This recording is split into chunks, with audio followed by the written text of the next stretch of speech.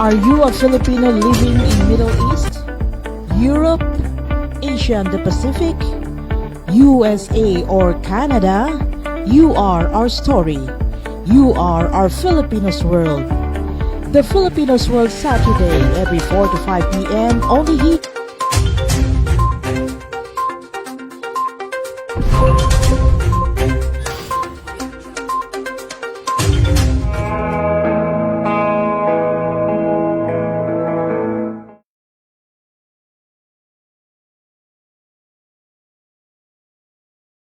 This program is brought to you by Love Module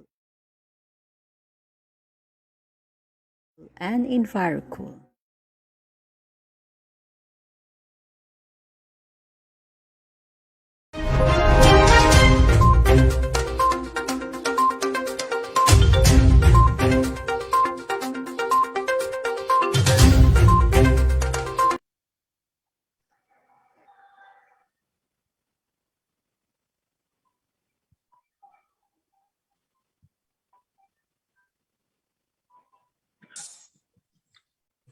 Good afternoon, Luzon, Visayas, Mindanao, and to the Filipinos across the globe. You're watching live for the Filipinos World. We are broadcasting live, streaming via facebook.com, the Filipinos World. Today is March the 5th, 2022, and we'll be discussing one crucial topic the world has been focused on, the impact of the Russia-Ukraine crisis, our invasion to the oil energy regulation of the Philippines. With our guest today, economist and presidential aspirant, Attorney Jose Montemayor, MD and economist.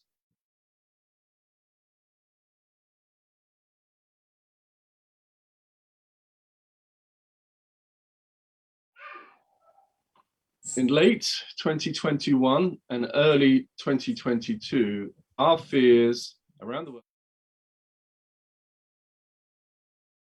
tanks, artillery and other equipment appeared in multiple locations near eastern Ukraine, the Crimea and Belarus.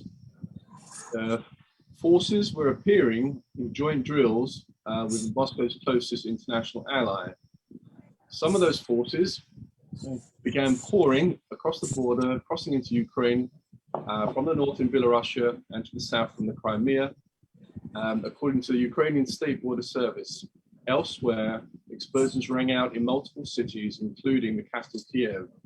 Why did Russia invade Ukraine? Let's watch this video from Newsweek.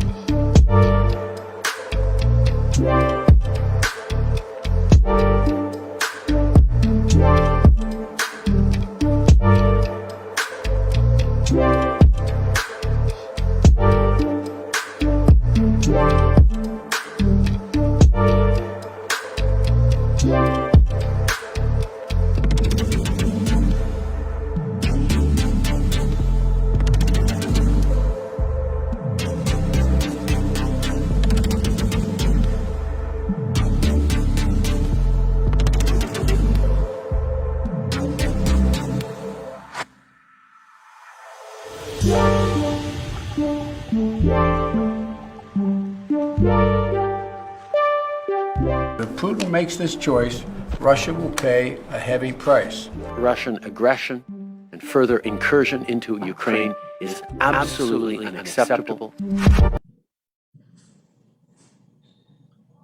So a thorough discussion on the impact of the Russia-Ukraine conflict when we come back, together with our guests and guest host live from Abuja, Nigeria, Dr. Andrew S. Nevin. We'll be right back. Please stay tuned. Lab Modal manufactures a highly distinctive and exclusive range of interior solutions that combines functional excellence with design appeal. Solutions with integrated, innovative, ergonomic features to well-designed workplaces. Our company is based on the inherent values that shape the core of who we are: It is through our living values that we continue to fulfill the promise of our ideal and environmental design standards. Each and every groundbreaking product we've introduced over the years has been the result of our team's hard work and dedication to provide our absolute best to who we care most about, who is our customers. Whether the job is big or small, our team is used to solving complicated tasks and makes sure to get projects to successful completion. Whether it is local or global. This is why Labmodal is known as one of Europe's leading manufacturers of innovative system solutions for devices used in laboratory facilities, hospitals, and educational facilities. Solutions that can be easily adapted to the growing needs and workflows demands of the future. Labmodal, designing safety. It's more fun with you.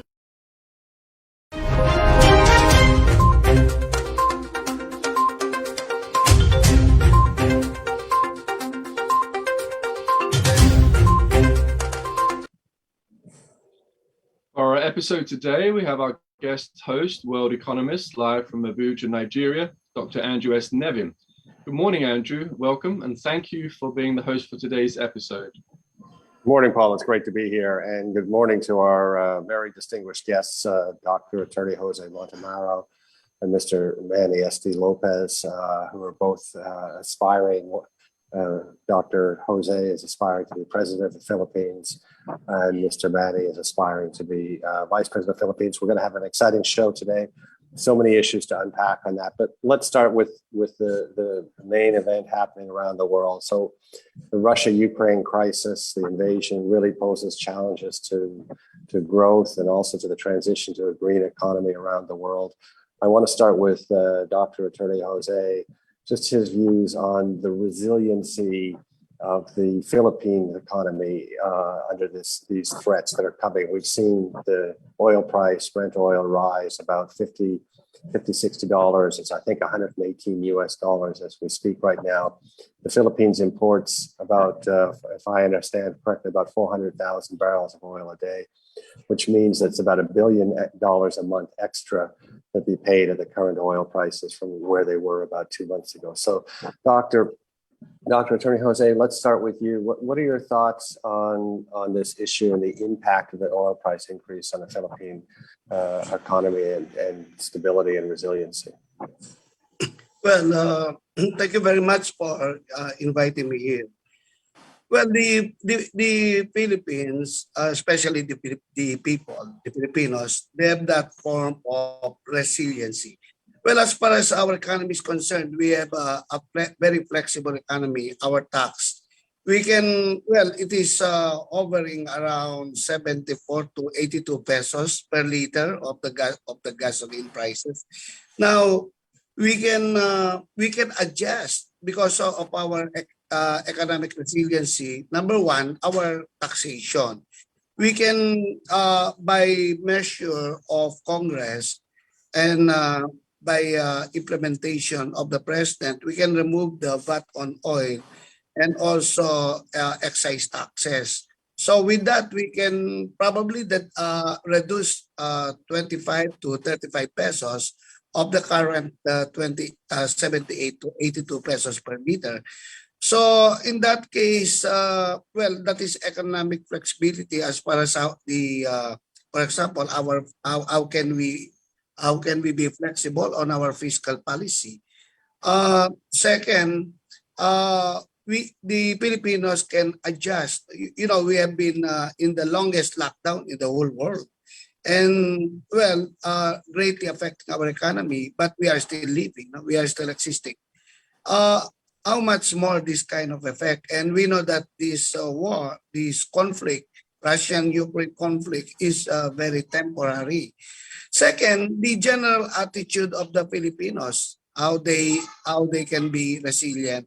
Their kind of attitude, we have a saying that when we have only a short piece of cloth to sleep, then we can adjust our body. So in this case, in every crisis during the war of which the Philippines is involved, during earthquakes, calamities, different calamities affected the Philippines because it is in the Pacific Rim of Fire.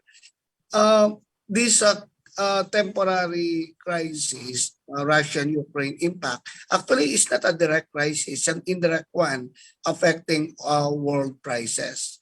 We are not involved here physically. Actually, we are on a very neutral situation. But we also commiserate with the people of Ukraine being on the receiving side. So that's it. Our resiliency is can withstand any crisis, whether it is man-made like this one or any fortuitous event. Thank you. No, I understood, Dr. Attorney Jose. I mean, I think that's very well said, the resiliency of the Filipino people. And the point is the resiliency, of course, can counteract, things happen all the time in the world, and it's an indirect impact in the Philippines. So, Mr. Manny, I want to bring you in at this point. Of course, you can have a different opinion to Dr. Attorney if you want. And we all know you're both economists. Of course, economists have, if there's two economists, they have three opinions on the resiliency. But I want to put to you, Mr. Manny, the question about just the medium-term or longer-term impact of the relationship between Russia and the Philippines, economic relationship, and between Ukraine and the Philippines. I think there's about $2 billion worth of trade between Russia and the Philippines per year coming into this contract. Mr. Manny, what do you think the medium-term implications of this conflict are going to be for your relations with economic and social relations with Russia and with the Ukraine? Well, first, I would like to thank the Filipinos World, particularly Sir Paul, Markevicius, and the young lady, Agnes, for inviting me once again to your very informative forum. And I'm glad to be a part of this forum this afternoon, more so that I will be sharing my views and insights with the most, I would say, one of the most qualified presidentiables who's now seeking, the highest post in our republic in this 2022 elections. And of course, I came across the credentials of Sir Andrew, which is definitely quite impressive. Now, please allow me to greet my kababayans worldwide. Isa pong magandang hapon sa inyong lahat from Manny Lopez, Vice Presidential candidate of the Workers and Peasants Party, also known as the Labor Party Philippines. Ako po ay nagagalak na makipag-tagisan ng talino dito sa mga very notable na mga personalidad na nagmumula pa sa Europa at ang ating kaibigan na si Presidentiable Dr. Atty. Montemayor. Ngayon po, in reference to the questions of Sir Andrew, first let me put things in the proper perspective just to get everybody in the same page. The Philippines is a $361 billion economy on nominal terms as per 2020 statistical report. Now, from 2019, there was a remarkable decrease in our GNP, ranging at about 9.6% decrease in our GNP. I believe this is because of the prolonged lockdown that was imposed by the executive, and the extent of the lockdown, which covered almost the entire Luzon Island, which represents more than, I believe, 65% of the gross national product of the country. And in as far as the implications of the Ukraine-Russian conflict, that is now threatening world peace. While I believe it is a significant development, but if you look into the real possible implications of the conflict as regards to the volume of trade with Russia, as well as the actual contribution of Russian oil production, which is about, I would say, not much, no? As well as in terms of reserves. It's eighth in the world proven oil reserves, and we are not exactly buying Russian oil at this time. The Philippine economy is basically oil-based, okay? A big percentage of our energy requirements are actually fueled by oil, and it's almost 100% imported. So we are very susceptible to oil price changes, as well as foreign currency dynamics, whether it goes up or down, it affects us. Now, as far as Filipino consumers are concerned, about 24% on the average of a family income, the average family income in the Philippines is earmarked for basic necessities. This means power, water, food, and shelter. And this increases in the lower economic strata to as much as 70 to 80 or even a higher percentage of their income. And so with that in mind, and to give it more, to be more specific, about 9%, 8 or 9% of average household incomes is allocated for transportation, which is basically fossil fuel based.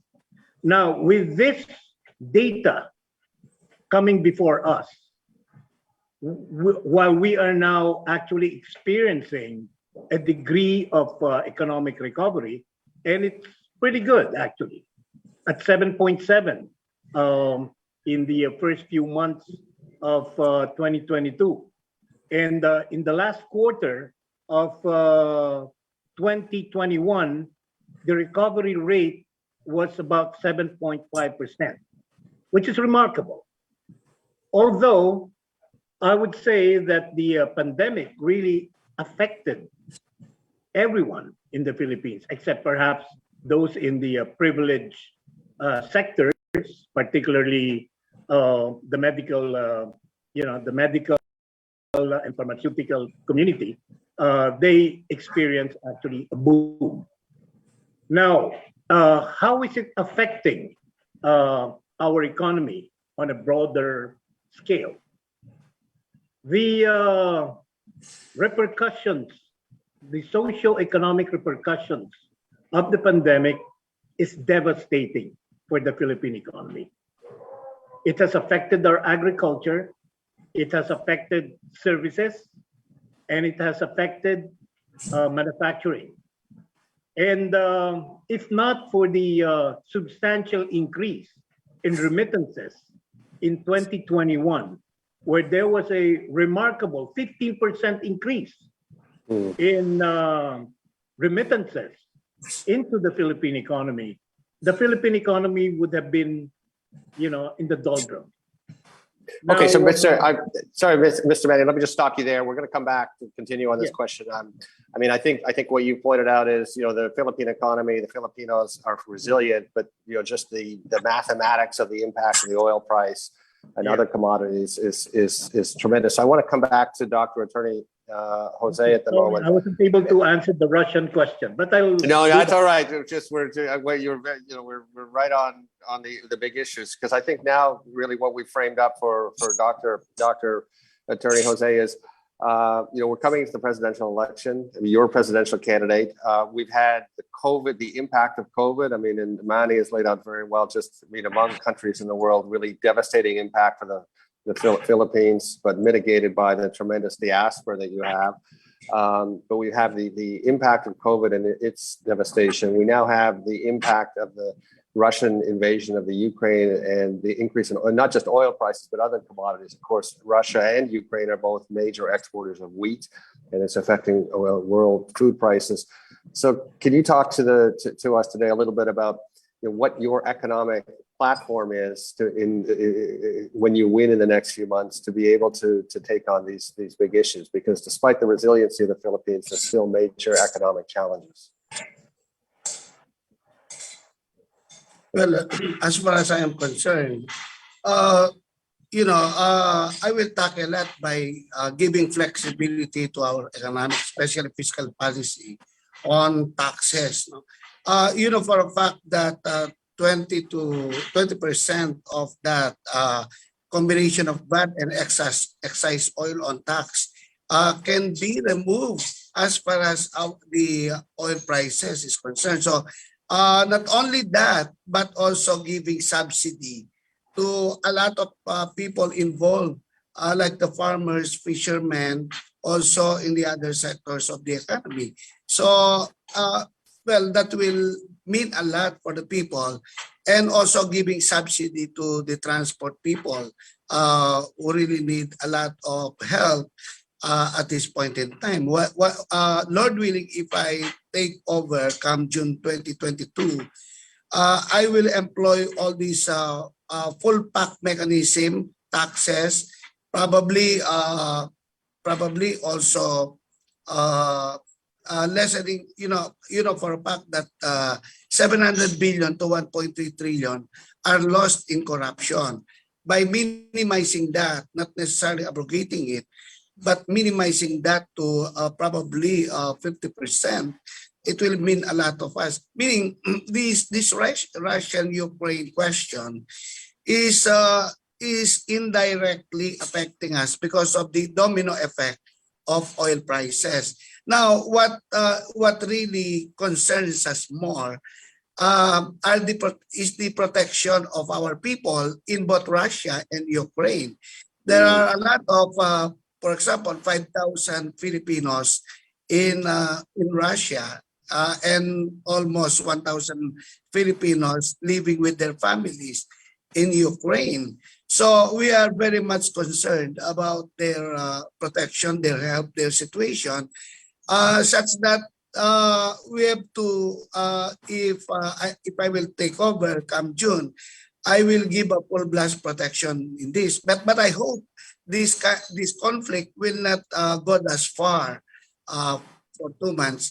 And next is our relationship with these countries. Although we have only a very minimal economic relations, probably only up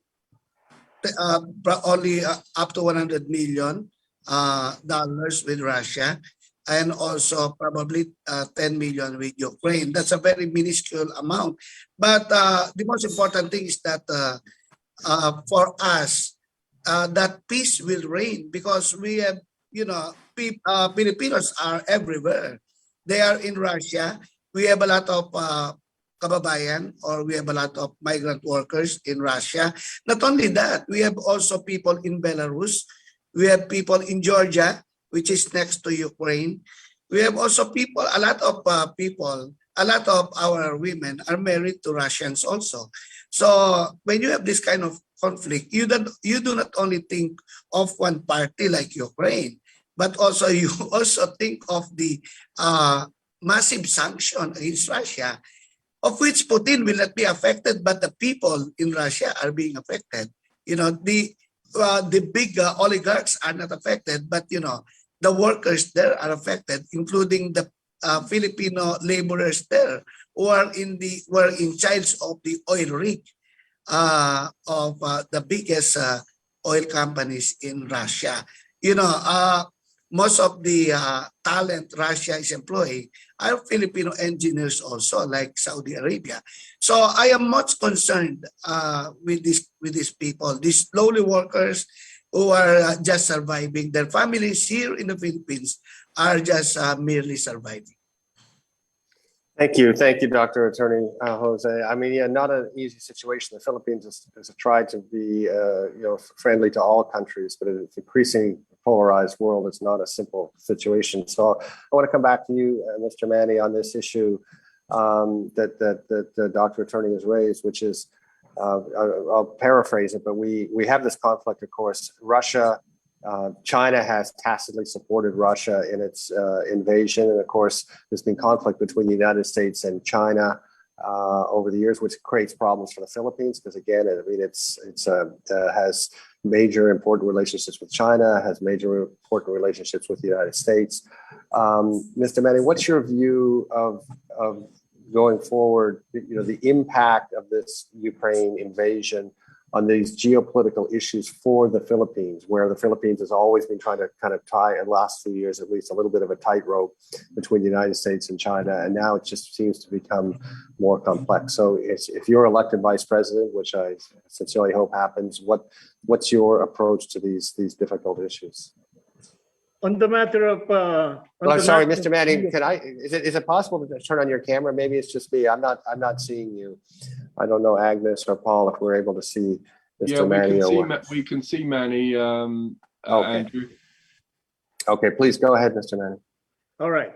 On the matter of geopolitics, I just came across an article that insinuates a very strong alliance between China and the Commonwealth of Russia.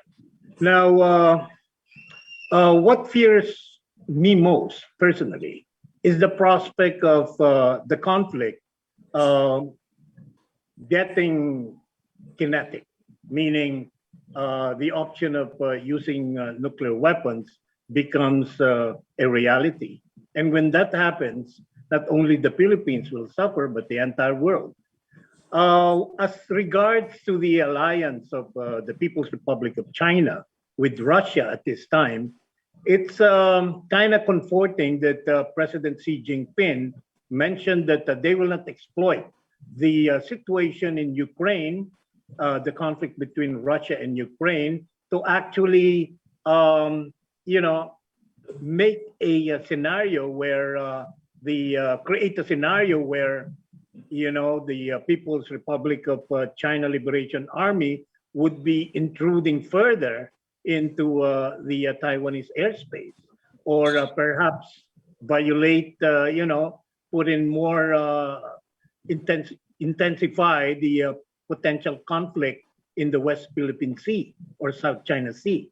So with these two aspects being considered, I think there is a reason for us to keep our independent foreign policy, to pursue an independent foreign policy as a matter of a strategy to protect ourselves, our national security interests, and the welfare of the Filipino people. As you very well know, in World War II, Manila was one of the most devastated cities in the world, for the reason that we were an American colony, and we were the staging point of military defense for the United States mainland.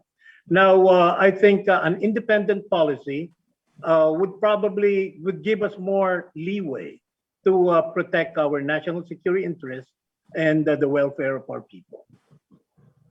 Okay, so thank you, Mr. Manny. And I have to say, I've been to Hiroshima, to the memorial there. And when you raise the potential of nuclear weapons being used, I'm not sure what to say. I'm just left numb. It's just the horrific impact of that step. I'm just not sure the world would recover for a long time. But I want to give the same question to Dr. Attorney Jose, because it's so critical. So as you come to the presidential election, and with God willing, win it, become the president of the Philippines, sir, what's your thinking on the platform that you have for Philippines navigating this complex relationship, Russia, China, the United States, Europe, not simple in these polarized days?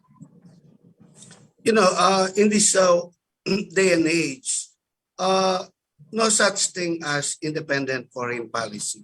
Although we always say that we trod on an independent foreign policy, but the existence of the Mutual Defense Treaty with the United States, and also the Enhanced Defense Agreement, EDCA, and also the Visiting Forces Agreement with the United States, impinges also on what we call independent foreign policy.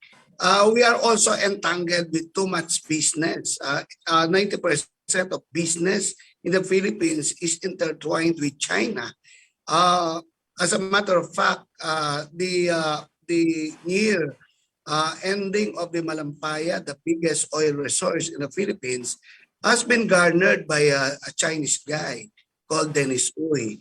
Now, what is actually doubtful is not actually the fear of Russia, but the happening, especially the non-interference of the NATO agreement.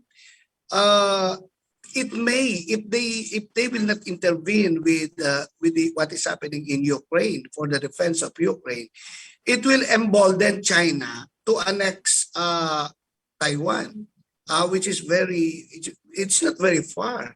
And after China, after Taiwan, then they may be emboldened because we are already surrounded by the Chinese, especially the artificial islands.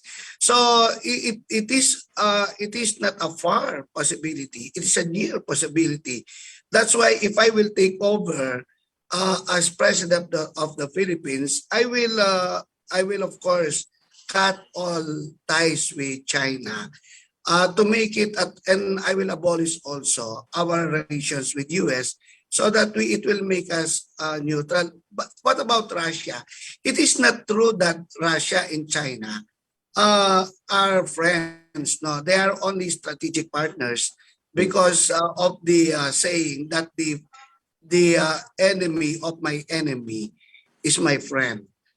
Now, Russia and China, they have ever since endured a love-hate relationship. So Russia is not that much supportive of China, especially it has no remarks, not even one sentence of support for the 9-dash line in the claim that China is having as far as their claims as against the UNCLOS victory of the Philippines. Now, what will embolden China, and that will directly affect us, is their possible attack on Taiwan, which if the Russians will successfully invade not only the eastern portion of Ukraine, but also the western portion, that will embolden China to also make the same measure what Russia did to Ukraine. So we will be in that effect. I will initiate a military buildup also in the Philippines, covering all our shores, our islands, because that is a very near possibility. It is a saying that for evil to triumph, it is sufficient for good men to remain silent. But in my administration, God willing, we will rearm. We will make more active our military preparation because we already entered a new age wherein we cannot anymore close our eyes as far as military preparation is concerned. Thank you, Dr. Attorney. It's just not easy issues on there that the Philippines and other countries around the world face in the current circumstances. So, Paul, I just wanted to bring you in here maybe to comment on what you're hearing. Of course, you have you're Lithuanian by background. Of course, Lithuanians had a long and complex history with the Soviet Union and Russia, and people in Lithuania stand with those in the Ukraine at the moment, and of course are concerned about an invasion of Lithuania, though Lithuania, I understand, is a NATO member now, if I remember correctly. What are your thoughts listening to Dr. Attorney Jose and Mr. Manny on these not easy issues?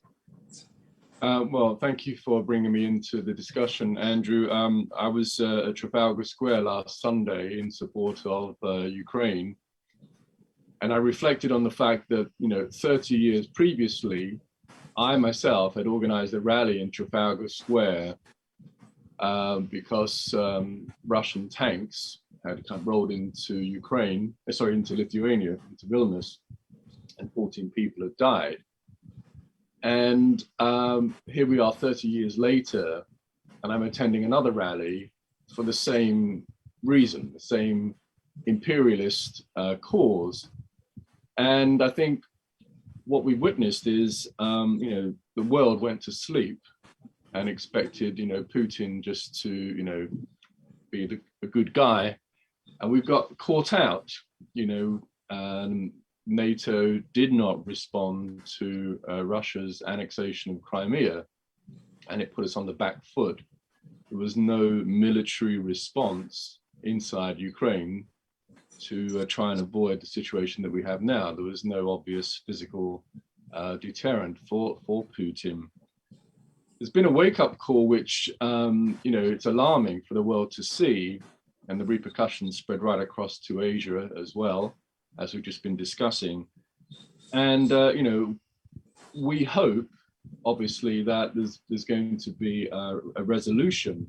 We may have to accept that we cede Crimea, which is already, obviously run by Russia, but, cede the fact that that will be their territory now, and possibly part of Eastern Ukraine. And it may be that gives Putin something to say he's actually won a victory. What we're also seeing is how NATO respond, and it's what our guests have alluded to, is very much germane to the situation, the sensitive situation in Taiwan.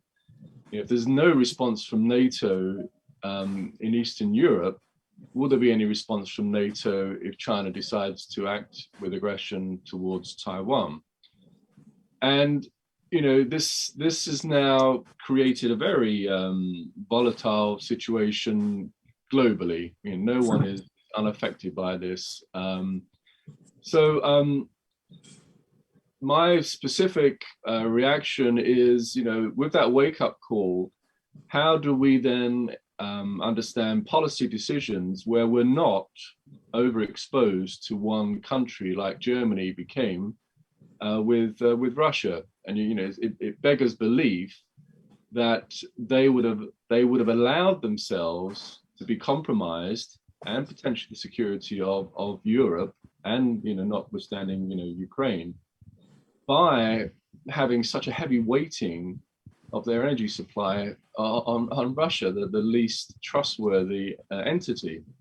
So I hope the wake-up call says, as our guests have mentioned, if you are over-dependent on China, well, it compromises your ability to respond militarily, economically, and on a humanitarian level, if you're not in control of your own country.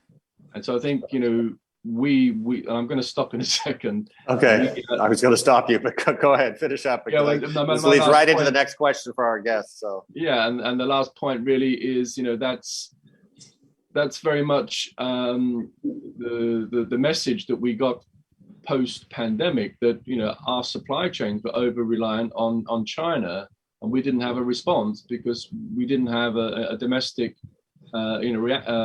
infrastructure to have a response with.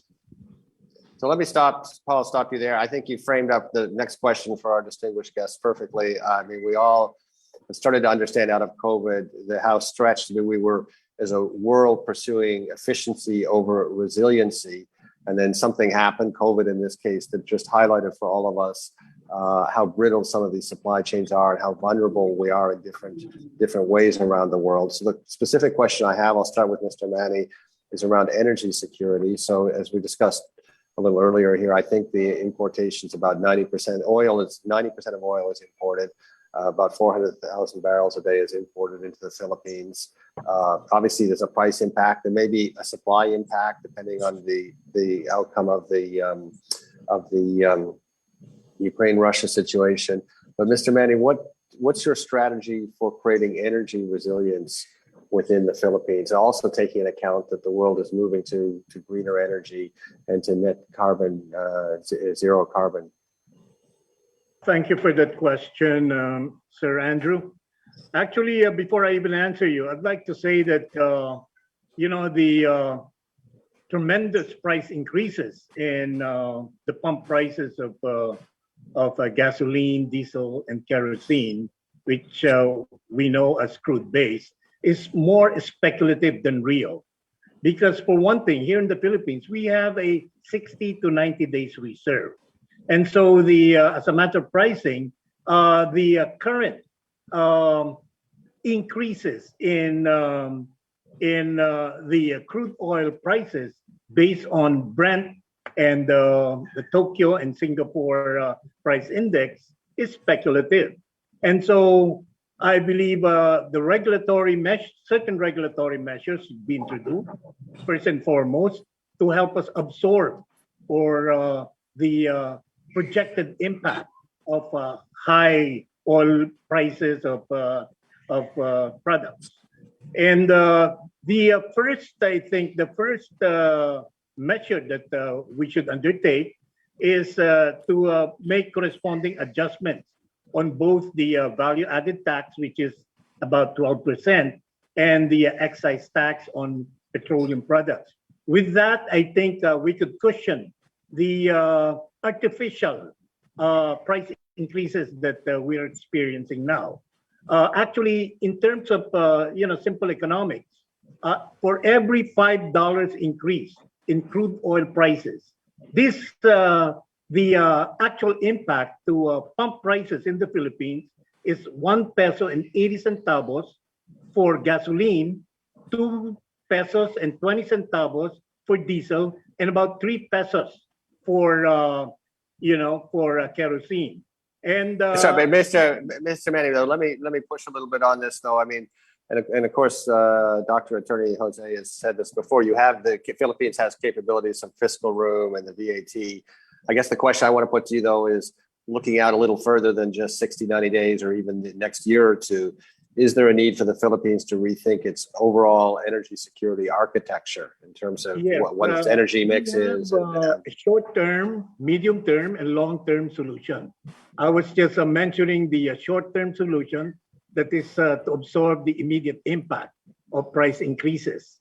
So it has been, I think, quite significant because when the crude oil prices was about $70 per barrel, now it has breached 116. So you're looking at least 20 pesos increase in the coming months.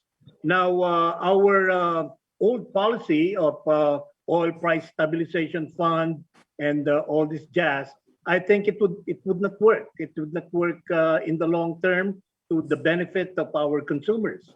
And for the medium term, I think we should start looking at alternatives to crude oil-based energy requirements. So I think renewable energy sources should be explored, including nuclear. And lastly, I believe there are scientific bases to actually start drilling for oil in the Malampaya region and its adjacent areas, as well as in Mindanao, in Liguanan Marsh, as well as in the Sulu Archipelago. So we have options. We have the short-term option, which is basically policy-based. And the second option will be to really seek for alternative sources of energy, particularly renewable energy and actual, conservation of fossil-based fuel. And lastly, I believe we can undertake a more aggressive path towards exploration and extraction of fossil-based fuel. Okay, thank you. Sorry, go ahead. Just finish up, Mr. Manny, including. Okay, so let me ask same question to Dr. Attorney Jose around this, and I think Mr. Manny's raised one issue that's sometimes controversial around the world, which is nuclear. I have to say, I mean, I come from a country that has a successful nuclear program, and of course, France has a successful nuclear program. Germany made the decision after Fukushima to reverse it, but though it's coming back now, it's been a bit difficult in Japan because of the Fukushima situation. So that's one issue to raise. I also wanted to raise the LNG as well. Make sure that Dr. Attorney Jose addresses LNG as a potential. But what's your platform around energy security? I think the short term, it seems comparable to Mr. Manny, but in the medium and longer term, what does the Philippines have to do in a world where we realize that there's this level of uncertainty and conflict? Well, if I will become president, I will be more aggressive in view of the emerging situation.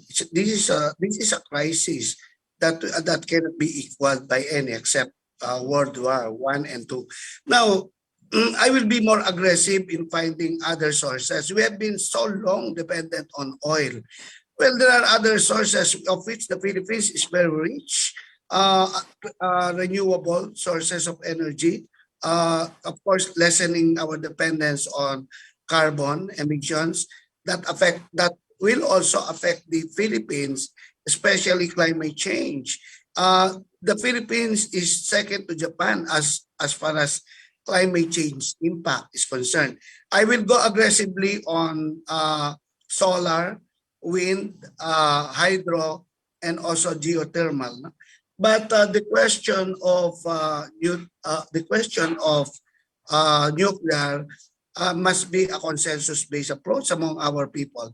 But since we are suffering too much on our dependence on oil, not only that, the impact of carbon emission, I will immediately, after taking over as president of the Philippines, I will immediately go on an aggressive measure to invest in renewable sources of energy, these alternative ones like solar, wind, geothermal, you have hydroelectric, of which the Philippines is very rich. Now, the other question, for example, nuclear, if I will, the estimate is that if I will take over in 2022, the first operating year, the first operating instance will only be in 2027 or 2028. So, but for now, I should go on a very aggressive stance since the Filipinos are suffering too much because of these oil prices. Understood. Very, very clear, Dr. Attorney Jose. So aggressive stance in transition to different energy sources and greater energy security for the Philippines, but also keeping in mind the Philippines is so vulnerable to climate change. It needs to be at the forefront of a transition. So I want to turn to a different issue on this. I mean, both of you have talked about the resilience, and I'm going to start actually with Dr. Attorney Jose. Both of you talked about the resiliency of the Philippines. We've talked about rebounding from a difficult COVID economy. But one of the things that's characteristic of the Philippines, like many other countries, like where I'm based, is there's really a very uneven distribution of income, a high degree of inequality. So I'm going to ask, again, starting with you, Dr. Attorney Jose, just what are your policies around addressing income inequality? I mean, I think one of the things that's come out of COVID is the really much more recognition globally of the impact of income inequality. At the beginning of COVID, we talked about all being in the same boat, but by the end of the COVID, we realized the rich got much richer, particularly the super rich, and we realized that the super rich we were all in the same storm. The super rich were in a luxury yacht. Of course, some of the luxury yachts are being seized now, and the poor were in rowboats on that. So as you come into the presidency, what's your thinking around addressing income inequality? I mean, it is an issue in the Philippines. That is a perennial problem of the Philippines, especially during pandemic, which widened the income inequality between the rich and poor. The poor were affected so much. Well, number one, generate more employment because we lost, I think, depending on the statistics that you read, we lost around 10 to 12 million of jobs. And also we have a very high poverty index. And also, the most important thing is to create jobs. Now, jobs are other courses. You have to immerse them with the kind of environment that they will be working, so that if they will not, they may back out if they will not. If they cannot enjoy that kind of system. So I will be more aggressive. I will be more flexible. For example, now we can have a blended learning, online learning for academic and theoretical, but face-to-face with the high-skilled and technical jobs. So in that case, we have to be at par with the best in the world. Because if not, as Einstein said, if you employ the same method, do not expect a different result. Understood. So Dr. Attorney Jose, so it's not only just a question of kind of what we think of as traditional economic policies, in which you're an expert in and creating jobs, but it's also creating an education system that's fit for purpose for the modern world, and not always an easy thing. But I personally think that education systems around the world need to radically change, and sounds like that's your agenda on that. So of course I'm going to come to Mr. Manny and ask him the same question. Mr. Manny, you of course are the vice presidential candidate for the Labour Party, so I'm sure you have strong views around income inequality and the way to address it in the Philippines, and we'd like to hear from you. Yes, I think I would put a premium on improving the quality of leadership. And I believe that the Labour Party principles and leadership best practices could lead to better policies and programs in the Philippines that will enhance our economic recovery, build a just, strong, and a more progressive nation with far better redistribution of income and wealth, and with quality leadership that is pro-people, but not necessarily in conflict with the rich, because we need the rich people. You know, we need these remarkable entrepreneurs who have enriched themselves from hard work or innovation, or by their pure management skills. So I think we would pursue more a collaborative approach in enlarging the economic pie and coming up with the right policies that will improve the redistribution of income and wealth. That would be our strategy. Now, all these nice things that many of our aspirants, political aspirants, are saying, quality education, you know, all these other policies, it will come. It will come along with the improvement in the quality of leadership, in the way we do things in this country, in the system that we will be adopting. And so my priority is first and foremost, improve on the quality of leadership, and the rest will follow. Okay, thank you, Mr. Manny. Okay, so we've got about 4 minutes left. So I'm going to ask you each for some closing comments, about up to 2 minutes of closing comments. I will interrupt you if it goes too long, and I'll start with you, Mr. Manny. We've covered a lot of complex issues in the course of this hour. What do you have to say in the next 2 minutes to wrap up our conversation? Thank you. First, I believe this situation now in Russia invading Ukraine is a clear and present danger to global peace.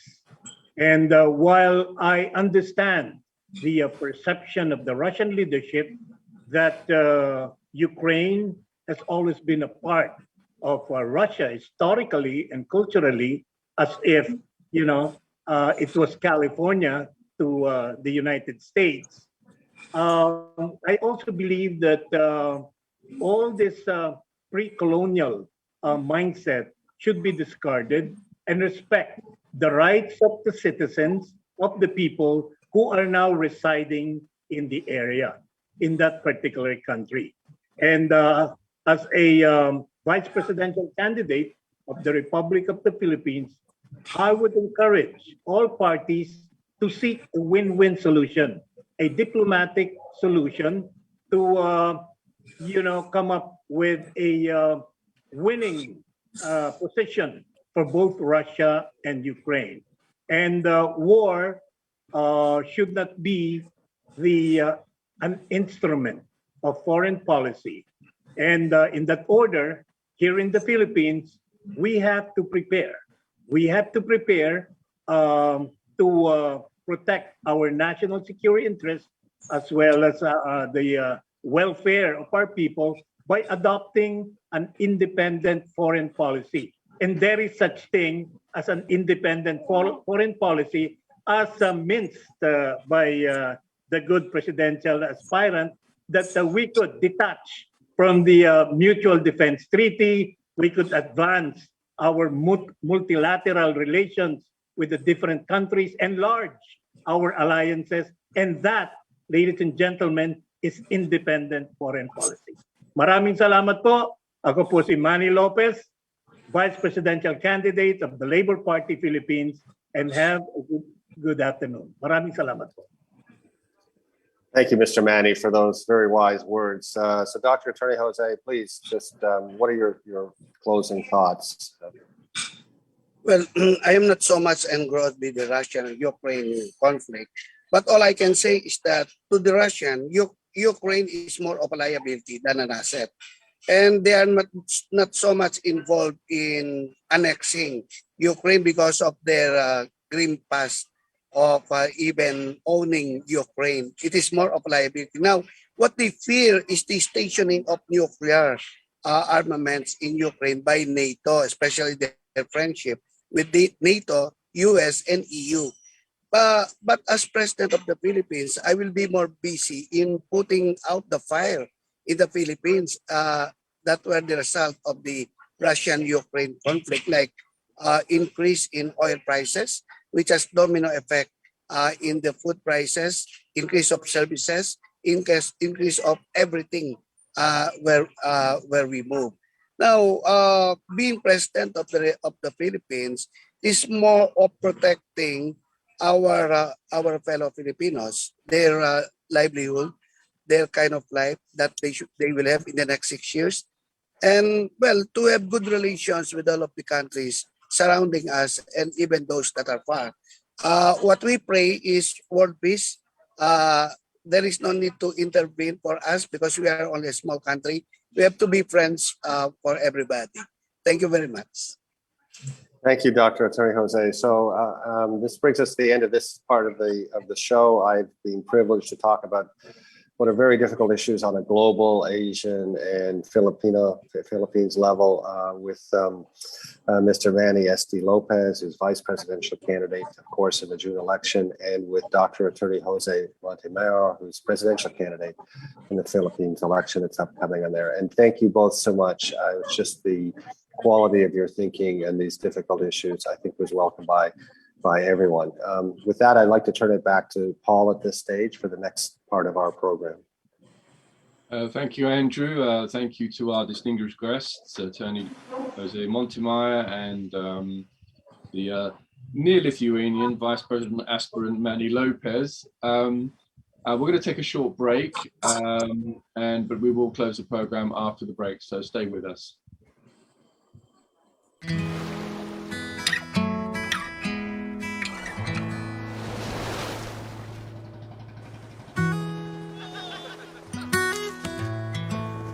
Thank you. Thank you.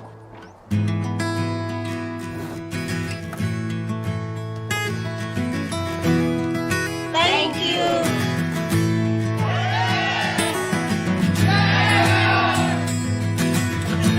Thank you. Thank you. Thank you. Thank you.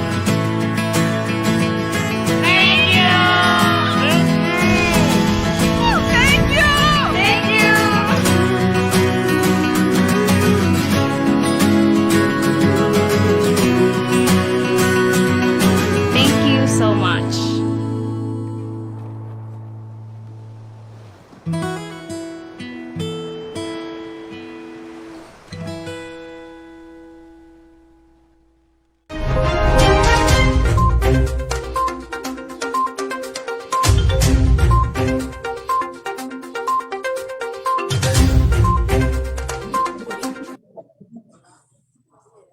back and you're still watching live in the Filipinos World, I'd like to say probably one of the most interesting and engaging Filipino World programs in recent times, with a very difficult subject matter in hand. So thank you to all our guests. Andrew. Yeah, and we wish to thank all our guests again. Today we had the economist and presidential aspirant, Dr. Atty. Jose Montemayor, and the economist, vice presidential aspirant, Manny SD Lopez of the Labor Party, for gracing us here in Filipinos World. So just a big thank you, and God bless your campaigns, and God bless the Philippines. We bring Philippines closer to the world. We bring the world closer to the Filipinos, and the Filipinos closer to each other. Paul. This is Paul Markevicius, together with Andrew S. Nevin, wishing everyone a blessed weekend. Thank you for joining us here in the Filipinos World. Stay safe, everyone. Bye. Have a great weekend. Thank you. Maraming salamat po. Thank you, Paul. Thank you so much. Andrew and Ginoong Paul, I would like to extend an invitation for you to visit the Philippines. One round of beer is on me. Okay, and the other round will be on me. Thank you, sir. That's a very, very kind gesture. Hope to be able to fulfill it. It's like fun in the Philippines. Bakit palalayo? Sobrang swerte kaya ng tsinelas mo. Nakatapa ka sa paraiso. It's more fun in the Philippines. Bakit palalayo?